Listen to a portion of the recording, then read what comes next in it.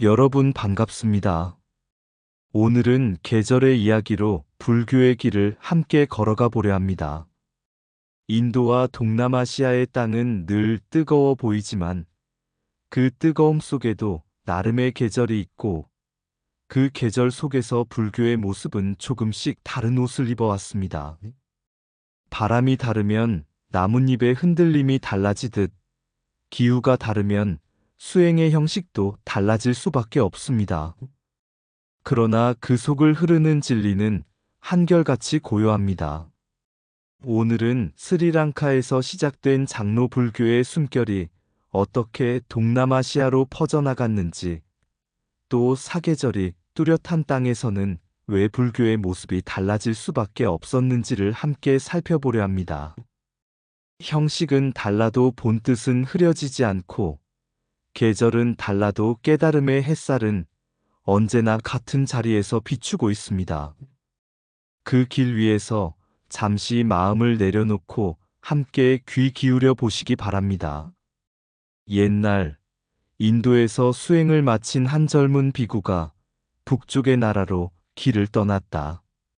그는 부처님 당시의 율장을 한 글자 한 글자 외울 만큼 철저한 수행자였다. 탁발은 아침에만 했고 해가 기울면 물 한 모금으로 하루를 마무리했다. 그에게 계율은 숨 쉬듯 자연스러운 삶의 리듬이었다. 그가 도착한 곳은 사계절이 또렷한 땅이었다.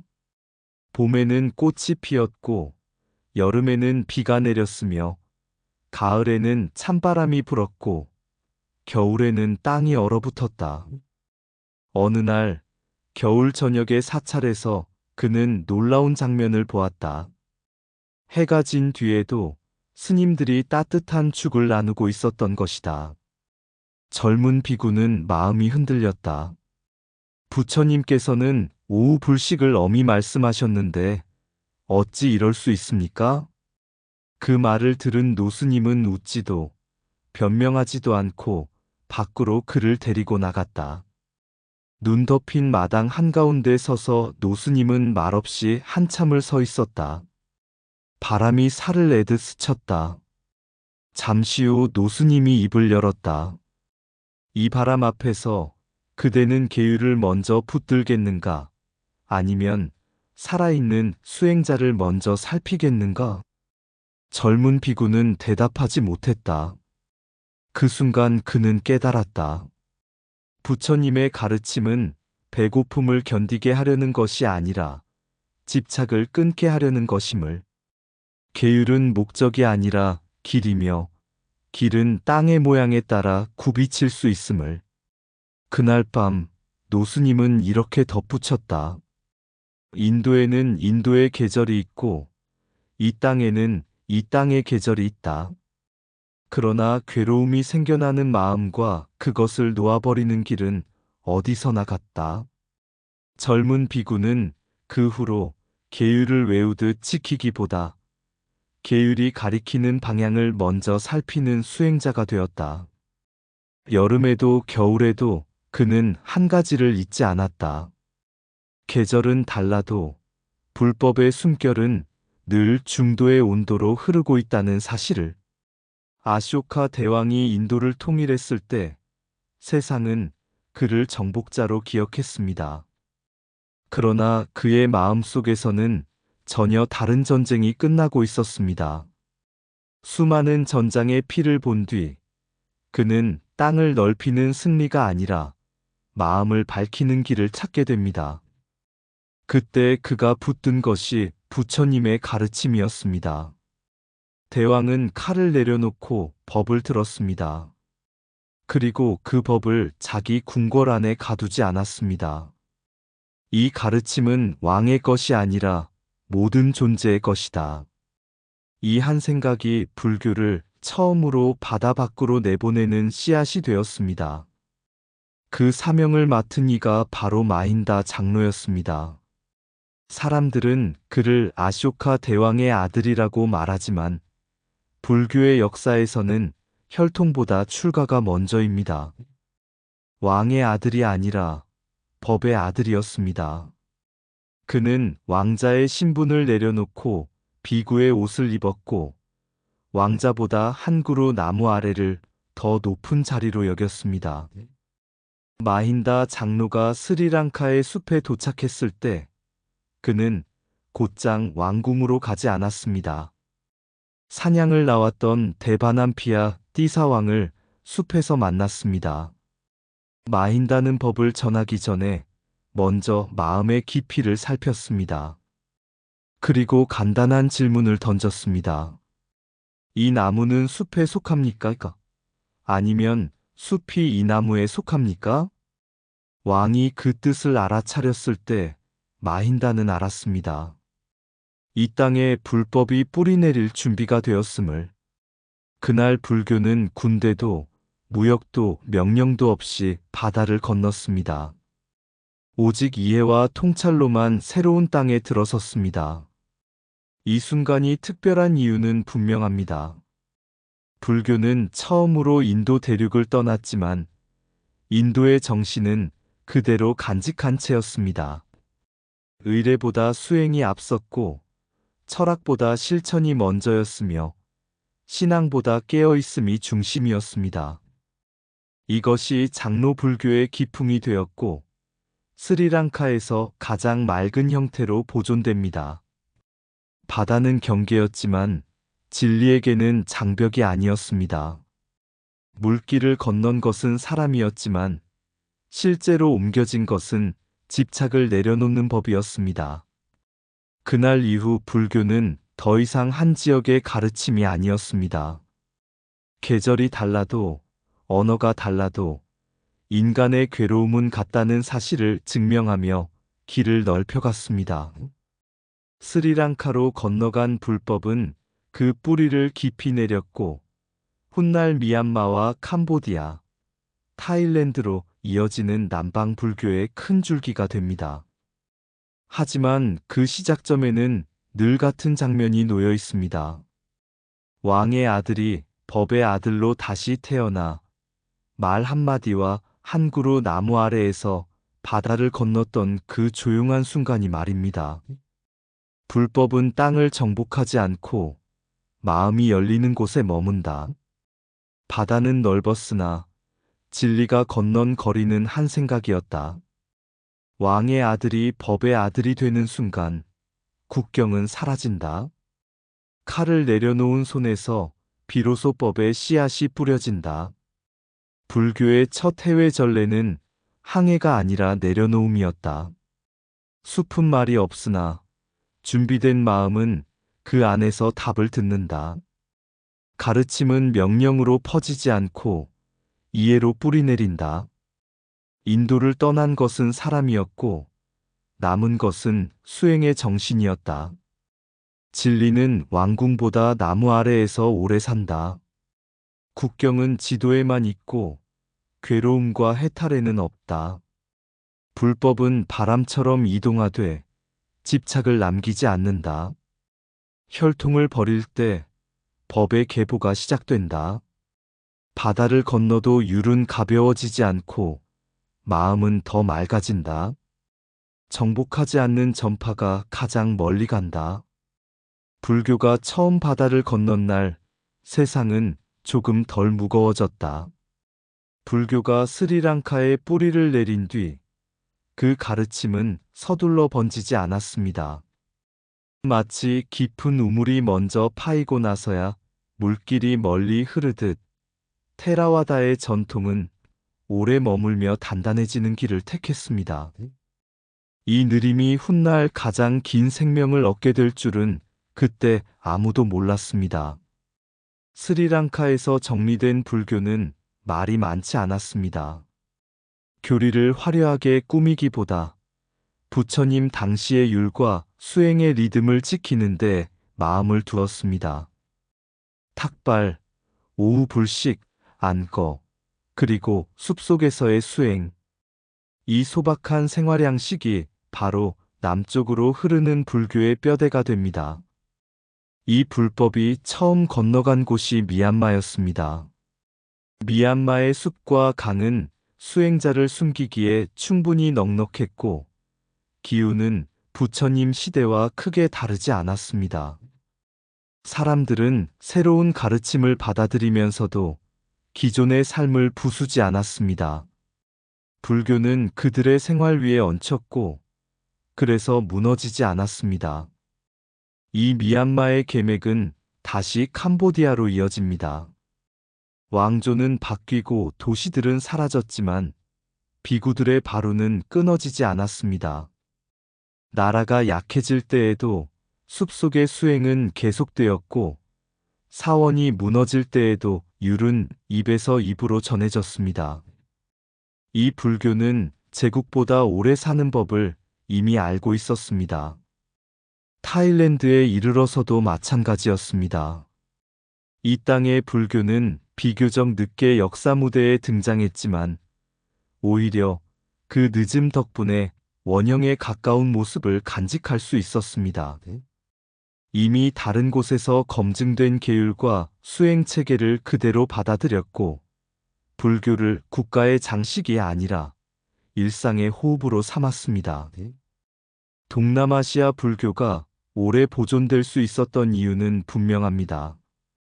첫째, 기후가 수행을 거스르지 않았고, 둘째, 불교가 생활과 분리되지 않았으며, 셋째, 해석보다 실천을 앞세웠기 때문입니다. 새롭게 덧붙이기보다는 지키는 쪽을 선택한 것입니다. 그래서 이 지역의 불교는 늦게 피었으되 쉽게 시들지 않았습니다. 화려하지 않았기에 부서지지 않았고, 느렸기에 뿌리가 깊었습니다. 테라와다는 남쪽으로 흐르면서 커지기보다 맑아졌고, 넓어지기보다 단단해졌습니다. 이 길을 따라 전해진 불교는 지금도 아침이면 바루를 들고 마을로 들어갑니다. 그것은 전통을 보여주기 위함이 아니라 부처님의 시대가 아직 끝나지 않았음을 조용히 증명하는 걸음입니다. 남쪽으로 이어진 계맥은 말합니다. 진리는 빨리 퍼질 필요가 없으며 오래 살아남는 쪽이 결국 사람의 마음을 밝힌다고. 늦게 피는 가르침은 서두르지 않기에 오래 산다. 테라와다는 넓어지기보다 맑아지는 길을 택했다. 지킨다는 선택이 때로는 가장 큰 혁신이 된다. 숲이 남아있는 곳에서 불법은 숨을 쉰다. 해석이 많아질수록 수행은 얇아진다. 불교가 생활과 갈라지지 않을 때 전통은 끊어지지 않는다. 왕조는 사라져도 바루의 계맥은 이어진다. 기후가 거스르지 않을 때 율은 자연이 된다. 화려함을 덜어낼수록 가르침은 오래 빛난다. 전파는 빨랐던 곳보다 머물렀던 곳에서 깊어졌다. 불법은 쌓아 올리는 것이 아니라 매일 지켜내는 것이다. 국가의 장식이 된 종교는 쉽게 부서진다. 남쪽으로 흐른 불교는 무게를 줄이고 생명을 늘렸다.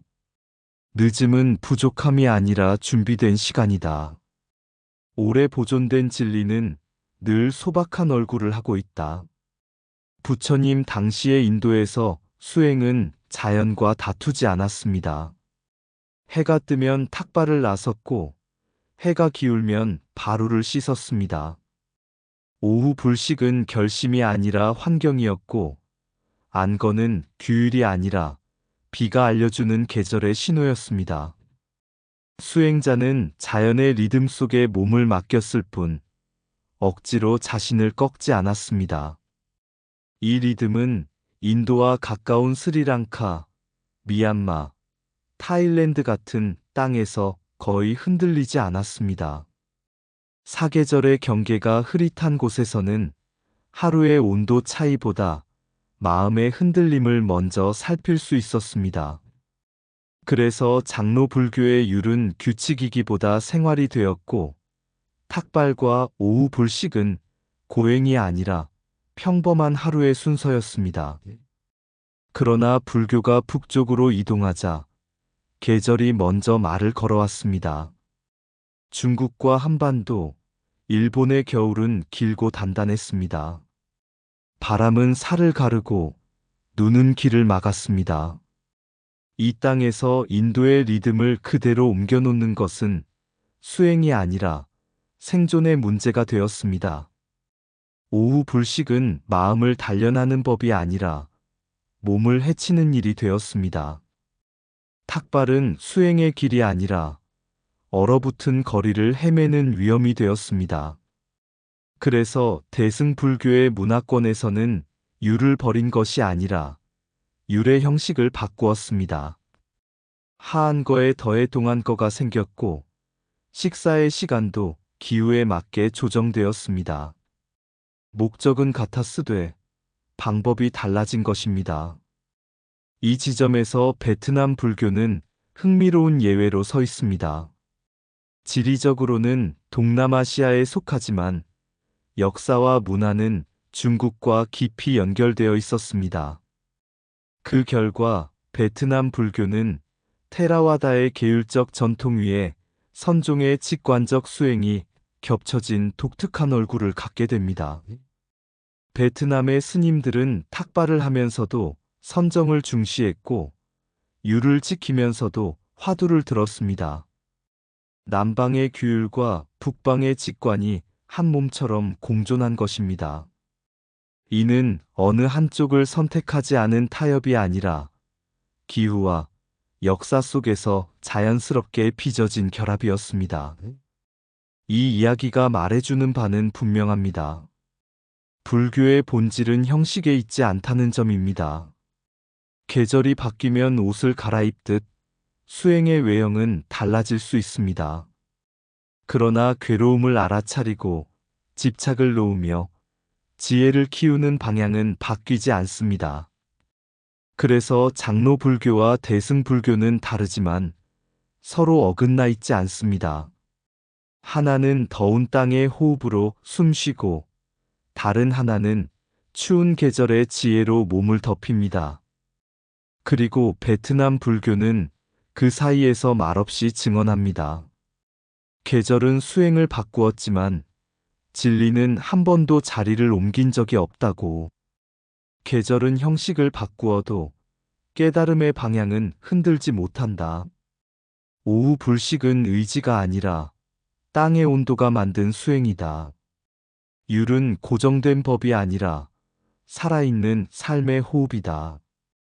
추운 땅에서는 자비가 먼저 몸을 덮인다.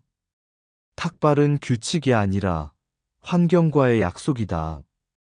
하한거와 동한거는 계절이 남긴 발자국이다. 형식을 고집하면 수행이 얼고 뜻을 살피면 길이 열린다. 불교는 자연을 거슬러 성취를 요구하지 않는다. 계절에 맞춘 변화는 타락이 아니라 지혜다.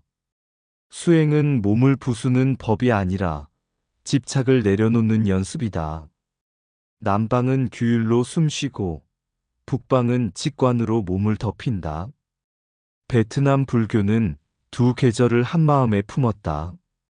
다름은 변질이 아니라 조건의 차이일 뿐이다. 부처님의 가르침은 기후를 넘어 중도로 흐른다. 계절이 수행을 바꿔도 괴로움을 놓는 일은 변하지 않는다. 어느 날 한 수행자가 먼 길을 걸어 여러 나라의 사찰을 두루 다녔습니다. 남쪽의 나라에서는 새벽마다 바루 소리가 마을을 깨웠고 해가 기울자 수행자들은 자연스레 하루를 접었습니다. 북쪽의 땅에 이르자 눈 쌓인 길 위에서 따뜻한 공양이 수행을 이어주는 숨이 되었습니다. 그 모습은 서로 달랐지만 이상하게도 법당에 앉은 눈빛만큼은 닮아 있었습니다. 수행자는 생각했습니다. 왜 같은 부처님의 가르침이 이렇게 다른 얼굴을 하고 있을까? 그는 다시 인도를 떠올렸습니다. 인도 사람들이 웃으며 말하던 농담. 우리 인도도 사계절이 있다는 말이 그제야 마음에 닿았습니다. 계절은 하나같이 여름이었지만 그 더위에도 미묘한 차이가 있듯 불교 역시 하나의 진리 안에서 수많은 표현을 품고 있었던 것입니다. 스리랑카에서 미얀마로, 캄보디아에서 타일랜드로 이어진 장로 불교의 길은 변화를 경계하며 지켜낸 길이었습니다. 중국과 한국, 일본으로 이어진 대승 불교의 길은 변화를 받아들이며 살려낸 길이었습니다. 그리고 베트남의 불교는 그 두 길이 만날 수 있음을 조용히 보여주었습니다. 수행자는 마침내 알게 되었습니다. 부처님께서 남기신 것은 하나의 형식이 아니라 형식에 집착하지 말라는 가르침이었음을. 계율은 깨라고 주어진 것이 아니라 살리라고 주어진 것이었음을. 그래서 그는 마지막으로 이렇게 마음에 새겼습니다. 계절은 다르되 길은 하나이고 모습은 달라도 향기는 같다는 사실을. 오늘 우리가 만난 불교의 여러 얼굴은 서로를 부정하지 않습니다. 그 모두가 인간의 괴로움 앞에서 어떻게 살아야 하는가를 묻는 같은 질문이 다른 대답일 뿐입니다. 사계절이 있는 듯 없는 듯한 인도의 농담처럼 불교 또한 하나이면서 여럿이고 여럿이면서 하나입니다. 그리고 그 중심에는 언제나 변하지 않는 한 가지가 놓여 있습니다. 지금 이 순간 괴로움을 알아차리고 내려놓으라는 조용한 순결입니다. 인도의 땅은 늘 뜨겁다. 그래서 사람들은 말한다. 이곳에도 사계절이 있다고. 덜 뜨거운 여름, 더 뜨거운 여름, 참을 만한 여름, 그리고 가장 뜨거운 여름. 계절의 이름은 달라도 땀을 흘리는 몸은 하나다. 스리랑카로 건너간 법은 배를 타지 않았다. 집착 하나를 내려놓고 바다를 건넜다. 미얀마의 숲에서 불교는 말을 줄였고 캄보디아의 폐허 속에서 바루는 침묵을 배웠다. 타일랜드의 새벽길에는 지금도 탁발의 그림자가 해보다 먼저 걷는다. 북쪽으로 가자. 계절이 두터워졌다. 눈은 율장을 덮었고 추위는 오후 불식을 흔들었다. 그래서 법은 옷을 갈아입었다. 뜻은 남기고 형식은 놓아두었다. 베트남의 사원 한켠에서는 바루와 화두가 서로 묻지 않고 나란히 앉아 있다. 계절은 수행을 바꾸었으나 괴로움을 보는 눈은 바꾸지 못했다. 불교는 하나의 길이 아니라 길을 잃지 않게 하는 방향이었다. 그래서 오늘도 사계절이 분명한 이 땅에서 우리는 각자의 날씨로 같은 깨달음 쪽을 향해 걷는다. 의상 맑고 향기로운 지혜의 샘이었습니다. 오늘도 좋은 날 되세요. 구독과 좋아요는 맑고 향기로운 샘에게 큰 힘이 됩니다.